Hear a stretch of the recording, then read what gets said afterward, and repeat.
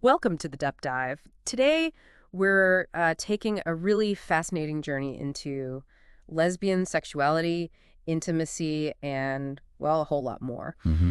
Our guide is going to be the insights packed into Felice Newman's The Whole Lesbian Sex Book, a passionate guide for all of us. This is based on sources you, our listener, actually shared. Yeah, get ready for some real aha moments, I think. Absolutely. And Felice Newman, she brings just a ton of practical knowledge here. Uh, as head of Clay's Press, they're known for those really sex-positive books. And she volunteered for ages with San Francisco Sex Information. Right. So she's tapped into, expert views and real-world experiences. It's a great mix, offers insights you can really connect with. And that's exactly what we're aiming for, listener. Your experience with sexuality, it's yours alone, right? Totally. So whether you're just, starting to explore or you've been on this path for years, this deep dive, we hope it sheds some light, offers new perspectives, maybe even validates things you already felt. Yeah, there should be something here for everyone. And importantly, we're pulling from the updated second edition. That includes some significant new stuff. Oh, yeah? Like what? Well, think about getting info on healing from sexual trauma triggers, finding pleasure while dealing with depression or, SSRI side effects. Wow, okay. That's heavy but needed. Right. Hmm. And understanding perimenopause, menopause and sex, exploring tantra, herbal supplements for libido, even things like sexual partnering during gender transition, and specific gynecological care for butches. Okay, so it's really comprehensive, a current resource. Exactly. Very current. Okay, let's jump right in then. Desire and fantasy. One big takeaway from Newman seems to be this.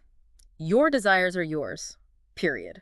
Hmm. What excites you doesn't need anyone else's okay or validation. You don't have to justify your turn-ons, basically. They just are. Yeah, what's so insightful there is the focus on your unique erotic landscape. It's not about measuring yourself against some, external standard. Right. It's recognizing and honoring your own mix of fantasies, needs, personal history. Like Newman says, trying to cram your desires into some acceptable box. Yeah. That just diminishes them. Exactly.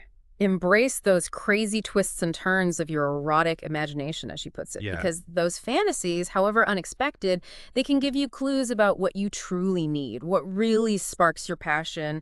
No self-judgment here. None. And this really brings up a key point about what fantasy is for. It's a safe zone, right?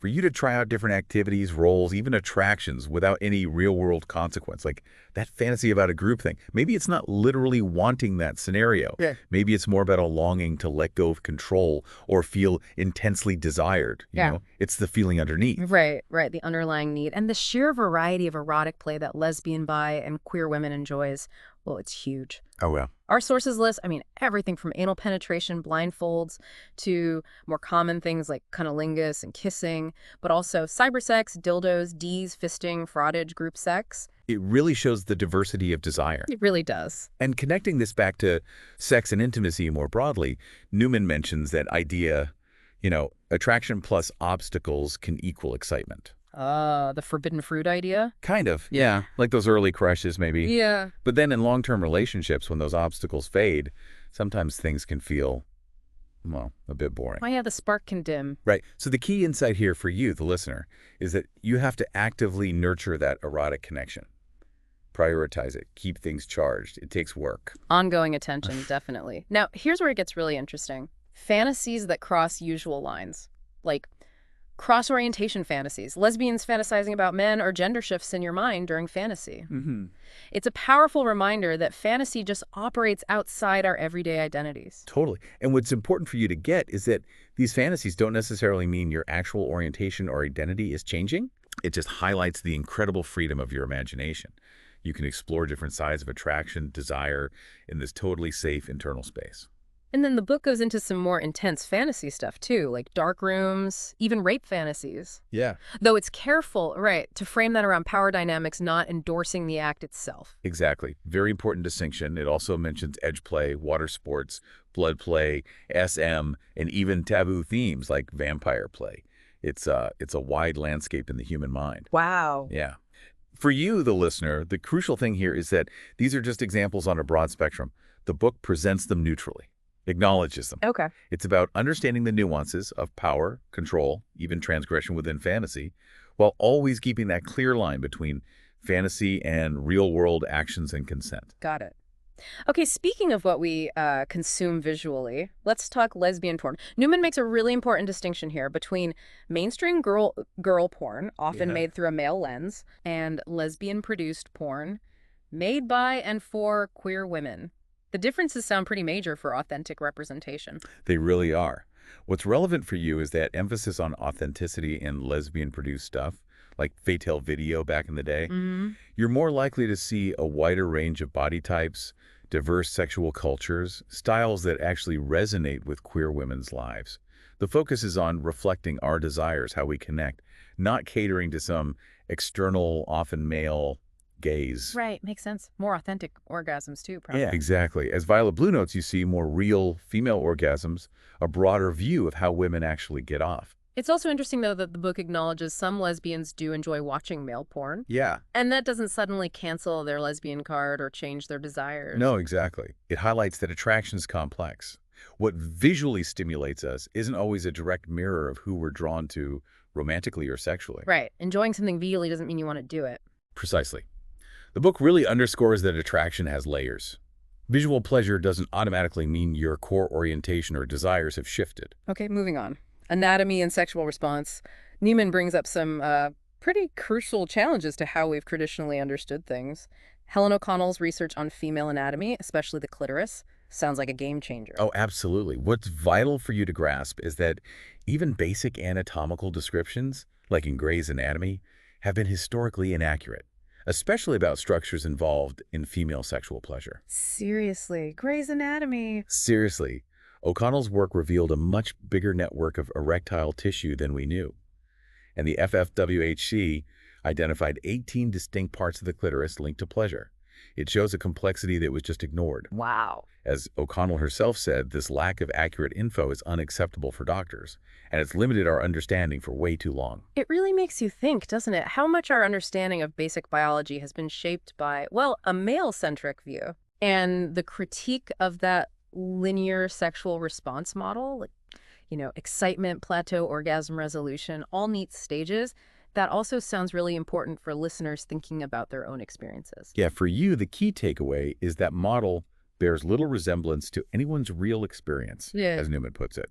Sexual response isn't some predictable checklist. Right. It's deeply individual, often messy, and it evolves through your whole life. Right. The personal story in the book with the eating disorder, experimenting, realizing she was lesbian, it perfectly shows this nonlinear journey. Yeah. So if your own experiences don't fit that tidy model, that's totally, completely normal. Okay, let's dive into the big O then, orgasm.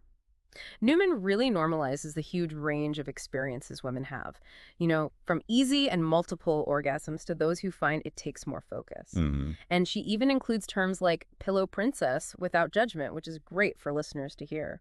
Yeah, what's important for you is knowing there's no single right way to orgasm. Easy, challenging, whatever, just part of the human spectrum. Terms like pillow princess or doomy queen, yeah, sometimes they're used negatively, but here they're just acknowledged. Your experience is valid, however it happens. And for those who find orgasm maybe a bit more elusive, Newman gives some really practical tips. Yeah, good stuff. Like making sure you're truly turned on, trying vibrators, using self-touch even with a partner, pelvic breathing, using fantasy. These are all tools you can explore. And these tips emphasize, for you, a multifaceted approach. Yeah. It's not just physical stimulation. Your psychological state, your imagination, they play huge roles. Right. Newman encourages you to actively engage with your own body and desires.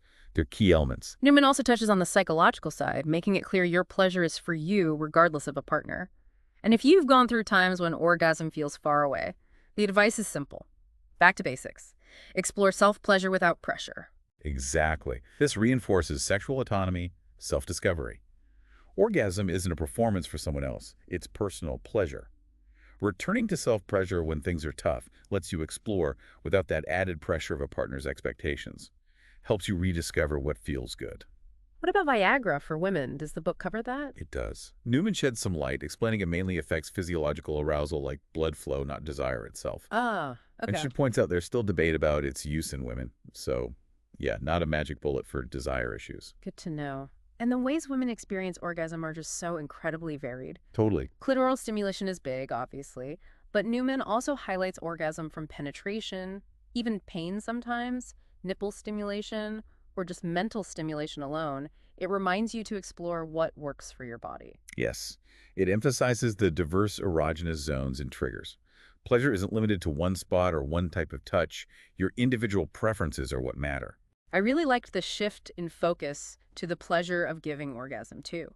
The thrill of feeling a woman come. It's such a core part of lesbian sex that Newman really brings forward. Absolutely. Newman highlights for you that helping a partner orgasm is a huge source of pleasure and connection in lesbian relationships. Feeling their physical responses, their contractions, hearing their sounds, it's deeply rewarding, integral to intimacy. And for those curious about multiple orgasms, Newman even includes tips from the Good Vibrations Guide to Sex. Back off, breathe, and move. Sounds like a solid strategy. Yeah, those simple tips offer good guidance for that post-orgasm phase. Reduce direct stimulation, focus on breath to keep energy flowing, use pelvic movement, can make it possible to build arousal again for more. And finally, on orgasm, let's touch on Tantra. Newman introduces the basic ideas: conscious breathing, heightened sensory awareness, ways to really deepen sensation and pleasure. Right. It's about connecting mind and body for a more profound experience. Seems powerful. Yeah. Tantric practices, as Newman highlights, emphasize that link between breath, body awareness, sexual energy. Conscious breathing, heightened senses can amplify pleasure, lead to a fuller, maybe more profound orgasm. Right. Even if you don't do formal tantra, those principles focus breath, being present, you can definitely bring those into your sex life. Okay, let's shift gears. Something incredibly important: body image and self-love. Newman shares some really powerful quotes from women loving their bodies, which feels like a needed challenge to those narrow beauty standards. This is for listeners to really hear and take in. Yeah, what's so striking and important is this unapologetic celebration of diverse bodies. These quotes directly fight those often impossible cultural ideals. They highlight the personal joy, the self-acceptance from truly loving your own body, regardless of societal pressure. And Newman acknowledges that for so many of us, especially those who faced abuse or discrimination, getting to that positive self-image, it's a journey, a lifelong process maybe. It's a reminder to be patient with yourself. Right. Newman doesn't ignore the reality that cultivating self-love isn't always easy, especially with histories of trauma, eating disorders, disability, discrimination. Yeah. It's shown as this ongoing process of healing, self-acceptance, where a positive relationship with your body is hard-won, and because of that, deeply valuable. She even briefly touches on body image for trans individuals, Right. right? How it can be unique as they align their physical self with their internal gender identity. Yes, it acknowledges that extra layer of complexity trans folks might experience during transition, highlights the diverse ways people relate to their bodies and navigate gender presentation, an important aspect for listeners to be aware of and respectful of. And Newman offers a really practical suggestion: start all dyke workout groups as a comfortable, supportive alternative to mainstream gyms. Yeah, It emphasizes that our bodies are meant to be lived in, enjoyed, not treated like prisons. that's a great example of finding community, creating spaces where you feel supported, engaging with your physical self. Reframes your body as something to enjoy, to move, not just something to be scrutinized. Let's move to somatic healing. Newman shares an anonymous story of someone who overcame abuse but still has flashbacks during sex. That really underscores the lasting impact of trauma and the need for understanding, for patience, when navigating intimacy. It's a powerful story, yeah. It illustrates for you, the listener, those deep and lasting effects past trauma can have on your sex life. Highlights the critical importance of understanding, compassion, patience, both with yourself and partners in navigating these challenges. And Newman offers some really practical, safer sex guidelines too, covering barrier methods for oral sex, finger fucking, fisting, and that crucial point about toy hygiene, especially no cross-contamination between anal and vaginal play. Essential stuff. Yeah, these guidelines give concrete steps for safer sex in lesbian relationships, addressing various types of contact, emphasizing barriers, hygiene, all to minimize risk of STIs and bacteria, crucial for your health. Now let's talk about being present during sex. Newman emphasizes being fully engaged right there in the moment, not distracted or numbed by shame or whatever, really experiencing the pleasure. Yes, this highlights the value of mindfulness in sex.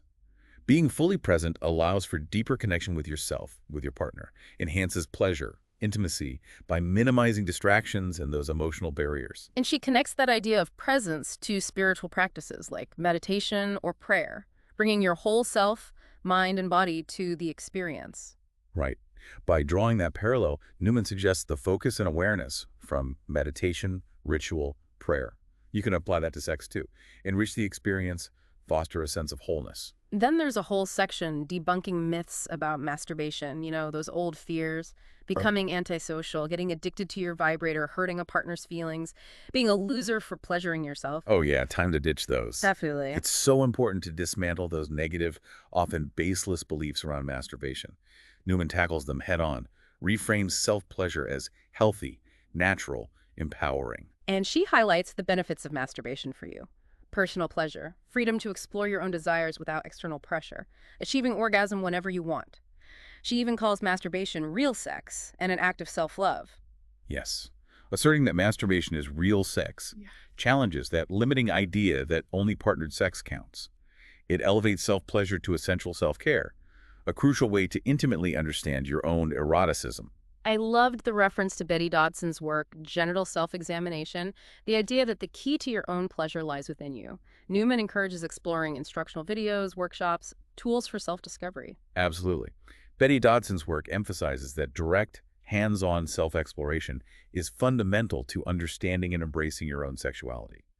Newman encourages you to be proactive in learning about your body and pleasure through self-exam or educational resources. And there are even examples of different masturbation techniques. Lying on your stomach using your fist, focusing on clitoral stimulation, not just the hood, vaginal G-spot stim, anal play, combining vibrators. It's a real guide to personal pleasure. These diverse techniques illustrate the wide range of possibilities for self-pleasure. By giving specific examples, Newman encourages experimenting, discovering what brings you the most joy. The role of erotica and fantasy in masturbation gets highlighted too. How they can stimulate your imagination, lead to unexpected, pleasurable discoveries.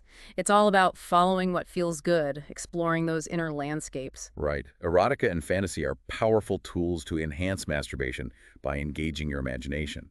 Newman encourages embracing unexpected fantasy turns, following arousal paths, rather than trying to fit them into some idea of what they should be. And for those facing emotional blocks to orgasm, Newman's advice is feel your emotions, get support through therapy, coaching, whatever works. And yes, read sex guides. Even the experts had to learn somewhere. Addressing emotional blocks is crucial for orgasmic pleasure.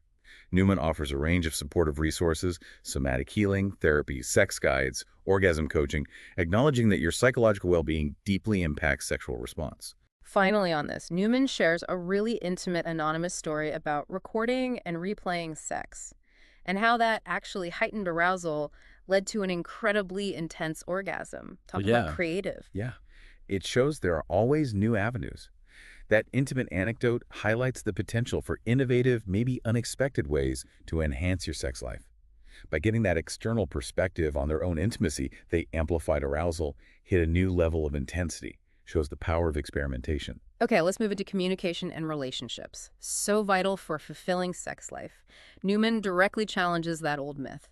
Talking about sex ruins the mystery. She argues the opposite. Yes, it's essential to debunk that romanticized idea that a partner should just know everything. Newman presents open communication not as a passion killer, but fundamental for a satisfying erotic life. As she says, even skilled lovers can't read minds. You got to voice your needs. And Newman normalizes that many people share seemingly kinky fantasies. Once you start talking, you often find you're not as alone or weird as you thought, which can be incredibly freeing. That normalization is key to overcoming shame or isolation, fostering deeper intimacy. Sharing fantasies and desires, even unconventional ones, can lead to discovering shared interests and a much stronger connection. Newman also addresses that common fear of sexual inadequacy, strongly encouraging you to express desires despite worries of being boring, perverted, whatever. You have to find the courage. Overcoming that fear of vulnerability, of judgment, is crucial for open sexual communication. Newman encourages finding your voice, articulating desires, regardless of anxieties about not being good enough or fitting some mold. And she offers practical tips to start those conversations, like create a shared vocabulary list of terms you're both comfortable with, or a yes-no-maybe list for different erotic activities. Yeah. Sounds like a really useful, non-threatening way in. Those practical tools provide a structured, less intimidating way to initiate sex talks. The vocabulary list ensures clear understanding, avoids misinterpretations. The yes-no-maybe list allows exploring preferences and boundaries safely and respectfully. When finding partners with shared interests, Newman says, be open, but also know your preferences. But she also warns against being too specific, right? You might miss out on great connections. It's a balance. Yeah, it's a balanced perspective. Important to know what you want, but being overly rigid could limit opportunities for meaningful, fulfilling relationships that might surprise you. Newman also briefly touches on different relationship styles, monogamy, serial monogamy, non-monogamy, acknowledging the variety of ways people structure intimacy. Right, it just acknowledges the diversity within the lesbian community and beyond, normalizes different approaches, affirms the validity of various choices, no one-size-fits-all. For those in long-term relationships, maybe facing sexual routine, Newman's advice is be proactive, bring intention, curiosity, make a conscious effort to prioritize that shared erotic life. It takes ongoing energy. Yeah, maintaining a vibrant sex life long-term requires conscious effort, a shift from resignation to active curiosity. Prioritizing shared eroticism, actively seeking ways to keep things interesting and connected is essential to combat routine and maintain intimacy. The value of sexual communication in partnership is really emphasized. How revealing yourself sexually can lead to better conversations, more intimacy, even greater arousal. It's all connected. Sharing your sexual self fosters a much deeper intimacy and trust. Open, honest communication about desires, fantasies, needs enhances both emotional connection and sexual satisfaction, creates a positive feedback loop. And Newman reminds you that desires and relationship agreements aren't static. They evolve. So ongoing check-ins, discussions about changing needs and boundaries are crucial, especially if you're navigating non-monogamy, continuous communication and respect. That highlights the dynamic nature of both individual desires and relationship agreements. Regular communication, revisiting agreements, especially around evolving needs like a non-monogamy, ensures everyone's needs and limits are respected as things change. I loved the idea she presents that curiosity and openness are key sexual assets. The example of exploring anal sex just because a partner was interested really shows the potential for shared discovery when you're open. Embracing curiosity, being willing to explore new things, even if they weren't initially your desire, can really enrich a partnership, potentially lead to unexpected pleasure and deeper connection, just like in that example. And finally on this, Newman highlights the ongoing importance of lube, especially in established relationships. Physiology changes, right? Lube enhances sensitivity, arousal, makes sex more comfortable, simple, but crucial. It's a practical tip addressing a common reality in longer relationships or during hormonal shifts. Using lube proactively can greatly enhance comfort and pleasure, making sure physical changes don't become a barrier to intimacy. Let's tackle a really important, often sensitive area, addressing sexual trauma triggers. Newman acknowledges intimacy can bring up past issues for anyone, but especially for survivors of childhood sexual abuse. She reframes sex within intimacy as a potential path for healing, while recognizing it can also be scary. It's a compassionate approach, recognizing that complex way intimacy and past trauma intersect. While sex can be a powerful avenue for healing, Newman also acknowledges the real potential for it to evoke fear, difficult emotions for survivors, emphasizes the need for sensitivity, understanding. Newman emphasizes turning towards triggers gradually, gently, not trying to forcefully recreate trauma to get over it. She stresses that pushing through isn't healing and can actually shut down your capacity for pleasure and processing pain. That distinction is crucial. Healing involves gradual, intentional engagement with triggers in a safe, controlled way to expand your capacity for sensation, pleasure. Gentle exploration, not forceful suppression, which can numb positive experiences too. And Newman offers really concrete, helpful tips for navigating triggers in partnered sex. Like, don't take a partner's triggers personally. Gently try to expand comfort zones. Don't shrink your sex life. Develop a trigger plan together. Don't be a martyr or savior. Get personal support. Key strategies. Those practical guidelines offer valuable strategies for both survivors and their partners to navigate triggers with understanding and care. Emphasize open communication, patience, needing both individual and shared support systems. Newman also recommends some incredibly helpful resources, like The Survivor's Guide to Sex by Stacey Haynes and her DVD, Healing Sex. Just knowing these exist can be a huge step. Providing specific resources like these empowers listeners, their partners, to seek further guidance and support on that path to healing and reclaiming sexuality after trauma. Creating a sensual, safe environment is also suggested, using aromatherapy, comforting fabrics, soft lighting, music, art, to help cultivate libido and a sense of security. Engaging your senses deliberately can create a more supportive, pleasurable environment for intimacy, help soothe anxiety, enhance feelings of safety and comfort, which are crucial when working through trauma. And while sharing fantasies can be stimulating for some, Newman also respects that others prefer keeping fantasies private. And that's okay. A good reminder. No one-size-fits-all in intimacy or healing. Right. It acknowledges diverse preferences around sharing fantasies, respects individual choices about what feels safe and empowering in sexual expression, especially when navigating trauma's complexities. Finally on this, Newman normalizes the natural ebb and flow of sexual relationships, advises against pressure to maintain constant erotic flow. She shares an anonymous story of a partner's reaction to sex during cancer treatment, highlighting the unexpected challenges life brings to intimacy. That realistic perspective acknowledges desire and intimacy naturally fluctuate, underscores the ongoing importance of communication, understanding, compassion, especially facing big life challenges like illness, which profoundly impact sex. Let's move on to something potentially really fun, breast and nipple play. Newman emphasizes just how individual sensitivity is here. What feels amazing to one person might be annoying to another, all personal preference. Yeah, what's crucial is understanding that incredibly wide spectrum of sensations. Preferences for touch, gentle, firm, whole breast, just nipple. The type of touch vary dramatically person to person. And the absolute key takeaway here is direct, open communication. Show your partner what feels good, guide their touch, be specific. Your pleasure is the priority. Clear, direct communication is absolutely essential for pleasurable breast and nipple play. Physically demonstrating, verbally expressing what feels good empowers your partner to touch you in ways that are genuinely enjoyable, attuned to your unique sensitivities. Newman also mentions breast play toys like nipple clamps, different types, intensities, even homemade alternatives like clothespins, and incorporating imagination like restraint fantasies. Nipple clamps offer diverse sensations, gentle pressure to intense pinching. Suggesting things like clothespins makes experimenting feel more accessible.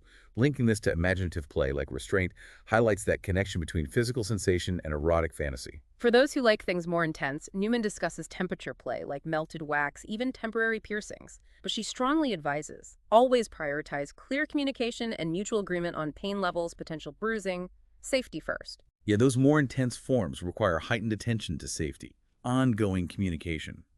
Explicit consent, clearly established boundaries on pain and potential injury are absolutely essential in those kinds of explorations. Now let's dive into what's often the epicenter of lesbian pleasure. Clitoral play. Newman stresses the incredible diversity of clitoral anatomy and sensitivity. It's not just that one little nub from old textbooks, it's way more complex. It's absolutely vital to move beyond those simplistic, often inaccurate understandings. Newman emphasizes its extensive structure. Glands, hood, shaft, crucial connections to labia, urethra, vaginal opening, perineum. This broader understanding opens up a much wider range of possibilities for effective, pleasurable clitoral stimulation. And that fuller understanding really broadens the approach to clitoral play, encouraging attention to the whole vulvar area. Newman even includes a passionate plea, please don't just go for the hood, it's a direct message. That direct address highlights a common frustration. Strongly encourages partners to explore beyond the most obvious spot. The entire clitoral complex is erogenous, deserve varied, attentive touch to maximize pleasure. Genital piercings get mentioned too, clitoral hood, triangle, perineum, labia, potentially increasing sensitivity, adding fun. But again, stress on open communication about recent piercings, comfort levels. Genital piercings can indeed enhance sensation, offer new, exciting avenues for erotic play.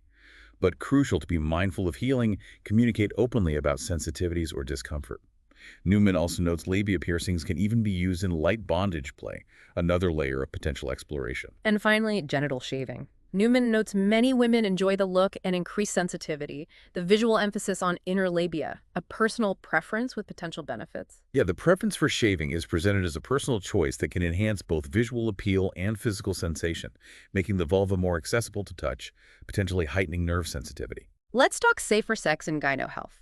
Absolutely crucial. Newman emphasizes open, honest communication with healthcare providers, even if you feel awkward at first. Find a doctor you feel safe with.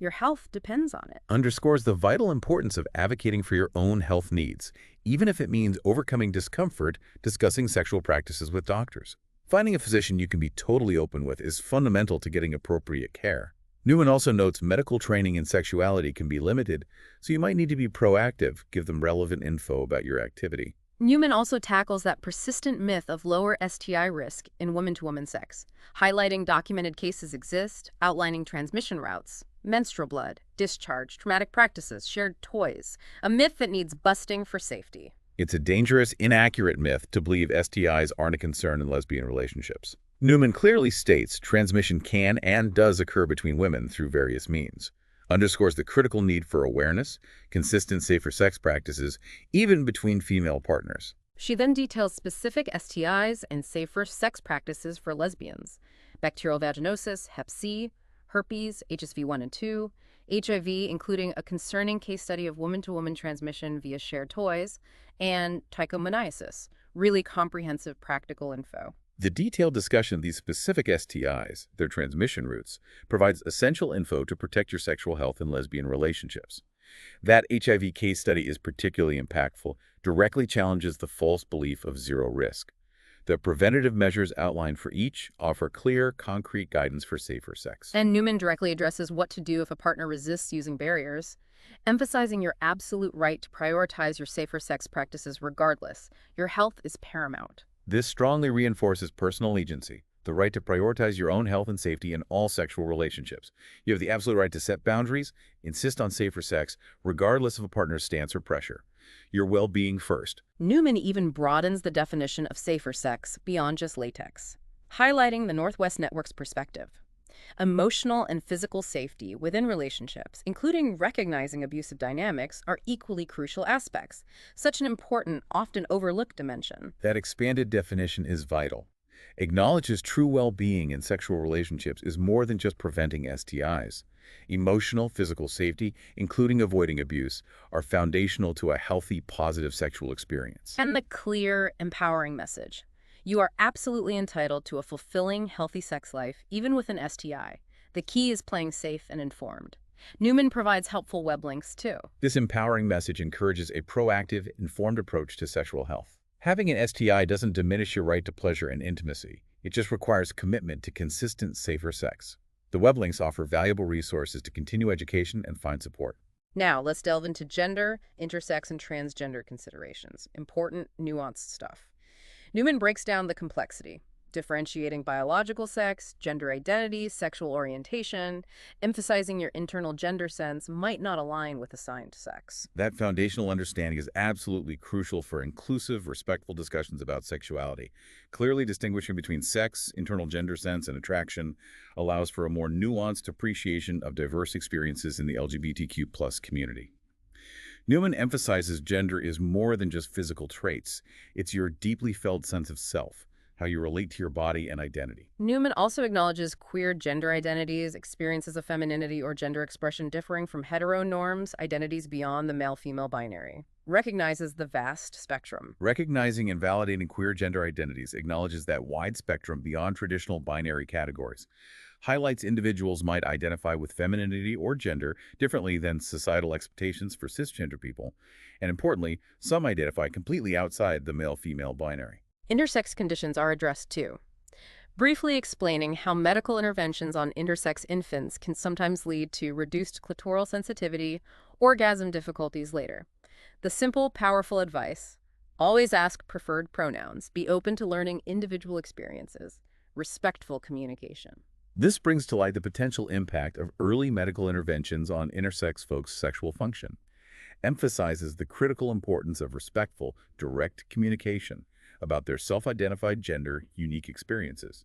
Asking pronouns is fundamental respect. Newman provides clear definitions of transgender and transsexual identities. Transgender as a broad umbrella term, transsexual specifically referring to someone intending to live as a different gender, often involving medical interventions. Crucial to remember, trans individuals have diverse sexual orientations, gender expressions like cis people. These clear definitions help demystify terms, promote better understanding. Newman stresses the incredible diversity within the trans community, wide range of orientations, varied gender expressions, differing levels of medical transition. Importantly, affirms MTF trans folks are women, FTM trans folks are men. Newman even briefly touches on sexual experiences during transition for MTF and FTM individuals. MTFs learning new ways of arousal orgasm, FTMs potentially experiencing increased sex drive, clitoral growth on testosterone. important aspects to be aware of. Provides a glimpse into physical and sensory changes during transition, how they impact sexual experience. Acknowledges the journey of sexual self-discovery often continues during and after transition. Finally, in this section, butch and femme dynamics in lesbian communities are explored, presenting diverse perspectives, challenging common stereotypes, like not all butches dislike penetration, not all femmes exclusively use dildos. Attractions are varied too, rich, complex culture. This nuanced exploration challenges those simplistic, often inaccurate stereotypes. Newman highlights the beautiful diversity of attractions, sexual preferences within these gender expressions, emphasizes butch and femme are monolithic. Individuals experience a wide range of desires and practices. And once again, Newman provides useful web links to explore these topics further. These resources offer valuable avenues to continue learning about gender, intersex, trans issues, and connect with relevant communities and info. Let's now venture into BDSM and kink. Newman introduces the intriguing idea that playing with power dynamics in sex can give insights into power in the real world. Thought-provoking. What's particularly insightful is framing BDSM not just as acts, but as a framework for exploring power and control consensually in a defined environment. Newman suggests engaging with dominant submission in sex can offer a unique perspective on power elsewhere in your life. Newman lists a diverse range of BDSM practices: bondage, sensory deprivation, erotic torture, use of implements, even permanent body mods like cutting, shows the vastness of BDSM. This extensive list illustrates the wide spectrum of activities within BDSM. Important to recognize it encompasses diverse practices, varying intensity, all centered on consent and negotiation. Newman delves into the pleasure-pain interplay, explaining endorphin release linked to stress pain, potentially leading to bliss, discusses exploring pain erotically, warm-ups, discipline or word, submission, masochism, rhythmic impact, nuanced area. This physiological explanation helps understand the complex pain-pleasure relationship in BDSM. Newman outlines contexts and techniques for exploring pain erotically, emphasizing endorphins and the psychological framing that transforms potential negative sensation into arousal, even pleasure. Negotiation is presented as absolutely fundamental, emphasizing open, honest communication between equals, never coercion. Negotiation before, during, after scenes, crucial for trust, boundaries. Sharply contrasted with non-consensual abuse, non-negotiable element. The emphasis on negotiation as the cornerstone of ethical BDSM is paramount. All activities must be consensual, explicitly agreed upon. The clear distinction between negotiation and persuasion is vital, as is its role in building trust, starkly contrasting abusive power imbalances. Newman lists potential benefits of BDSM play: heightened orgasms, endorphin release, exploring control, taking calculated risks safely, enhanced communication skills from negotiation. Compelling reasons for some. These potential benefits offer a comprehensive perspective on positive outcomes from consensual BDSM. Benefits extend beyond physical pleasure to self-discovery, emotional release, developing valuable communication and boundary-setting skills. Practical advice on safer bondage. Thicker ropes over thin ones prevent cutting circulation. Even using an ordinary chair as a safe starting point makes it feel more accessible for beginners. This practical guidance aims to make exploring these aspects less daunting. Emphasizing appropriate materials, offering readily available alternatives, makes safer experimentation more attainable. The concept of connection in topping is introduced, highlighting the role goes beyond just control. Emphasizes empathy, presence, creativity to fulfill both top and bottom's needs. The effect of contrast after intense sensation is mentioned too. Adds depth. This nuanced understanding of the top role goes beyond simple control, highlights crucial elements. Emotional attunement, presence, creativity, genuine responsiveness to the bottom's experience. Mentioning contrast after intensity offers another layer of insight into pleasure release dynamics. The hanky code gets a brief explanation, and the absolute importance of safe words is stressed. Using a safe word isn't weakness, but a sign of a responsible bottom safe player. A top's immediate respectful response is non-negotiable for safety, trust. Vital. Absolutely essential safety protocols. Hanky Code offers discreet communication. Safe words are non-negotiable tools empowering participants to halt activity immediately if unsafe or uncomfortable. A prompt, respectful response is hallmark of responsible, ethical top. Specific advice for novice tops too. Encouraging embracing the desire to dominate, while valuing learning alongside novice bottoms or seeking experienced mentors. A journey of learning for everyone. This supportive advice encourages new tops to explore desires without self-doubt, directs them to resources for learning and growth, whether with other beginners or experienced mentors. Newman shares a compelling novice's story about a positive first experience. Negotiation workshop, then paid session with a mistress. Brings concepts to life, highlights excitement, negotiation, powerful emotional release. Relatable entry point. That personal anecdote offers a relatable, encouraging example of venturing into BDSM, effectively underscores importance of education, absolute necessity of clear consent negotiation, potential for positive, even transformative emotional physical experiences. And BDSM toys are mentioned. Simple homemade items to specialized equipment. Possibility of exploring on a budget using online resources. DIY creativity. Doesn't have to be expensive. Acknowledges the wide array of tools, from household items to specialized gear. Helpfully points out resources for exploring without necessarily incurring significant expense. Finally, on BDSM, Newman touches on commercial sex work and sex parties in lesbian communities, lesbians as consumers and workers. Sex parties framed as potential opportunities to meet partners, practice negotiation safer sex socially, offers practical advice for positive experiences. Broadens the discussion to different avenues for sexual exploration connection. Acknowledges lesbian participation in sex industry facets. Sex parties presented as potential spaces for meeting like-minded people, practicing consent-safer sex socially. Practical advice helps navigate responsibly. Let's move to sex toys and accoutrements. Newman mentions recent innovations, finger vibes, the audio butterfly vibe that pulses with music, sounds like fun. These examples highlight ongoing creativity, innovation in the sex toy industry. Products designed for diverse sensations, experiences, even interactive elements like responding to music. Newman also gives a shout out to multitasking toys, adding extra stimulation during strap-on sex, harness cuffs for dildos, vibrators integrated into harnesses, ingenious designs. These multifunctional toys show clever, creative ways manufacturers design products to enhance penetrative sex with simultaneous stimulation for both partners. Dildo harnesses discussed more, various styles, importance of size compatibility, necessity of a flared base for secure use, practical advice for strap-on play. This practical advice helps make informed choices, selecting a harness, ensuring secure, comfortable fit for preferred dildos, maximizing enjoyment of strap-on play. Flared bases, interchangeable rings, info is useful. Newman also thoughtfully considers toys for individuals with disabilities, focusing on weight, size, shape. Suggests options like pouch vibrators, positioning near larger vibes with pillows, glove vibrators, wonderful inclusivity. Addressing specific needs of folks with disabilities regarding sex toys is crucial for promoting sexual well-being. Accessibility. Suggestions show thoughtful consideration of physical limitations, preferences, ensuring pleasure is within reach for all. Finally, let's talk about where to learn even more. Newman provides a truly extensive list of resources. Sex toy stores with classes, Biddy Dodson's workshops, Centers for Sex Culture, BDSM academies, numerous online lists, organizations, a treasure trove. This comprehensive resource section empowers listeners to continue exploring their sexuality. Easily find communities, education, support networks aligned with specific interests, needs, highlights wealth of available info, many avenues for further learning, connection.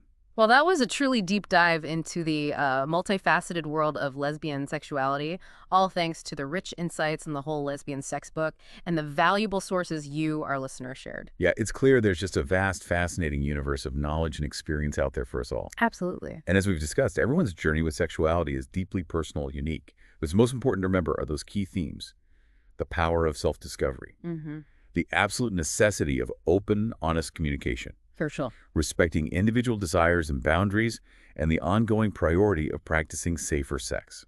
Always. So, for you, our listener, we leave you with this. Maybe take a moment. Reflect on one new thing you learned today, or perhaps one assumption you might now question about your own sexuality, or others. Yeah. We really encourage you to check out the many resources Newman compiled that we've mentioned. Continue your own personal journey of exploration, learning, and connection within our vibrant community. Here's to your ongoing sexual well-being and the ever-evolving adventure of discovering and fully embracing your own unique erotic self.